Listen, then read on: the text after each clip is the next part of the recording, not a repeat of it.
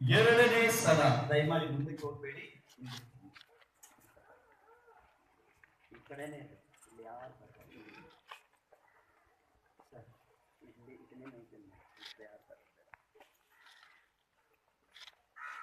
ಜನರು ಯೇಸುವಿಗೆ ಶಿಲುಬೆಯನ್ನು ಹೊರಿಸುತ್ತಾರೆ.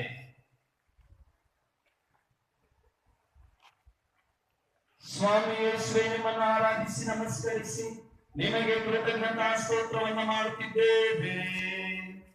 ಏಕೆಂದರೆ ನಿಮ್ಮ ಪವಿತ್ರ ಶಿಲುಬೆಯಿಂದ ಇಡೀ ಲೋಕವನ್ನೇ ರಕ್ಷಿಸಿದ್ದೀರಿ.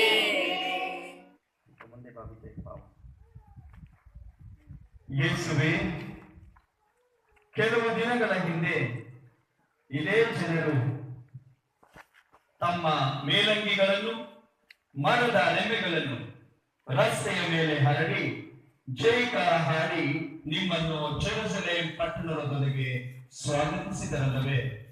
ಅದೇ ಜನ ಇಂದು ಏಕೆ ಇವನನ್ನ ಶಿಲುಬೆಗೇರಿಸು ಎಂದು ಆರ್ಭಟಿಸುತ್ತಾರೆ.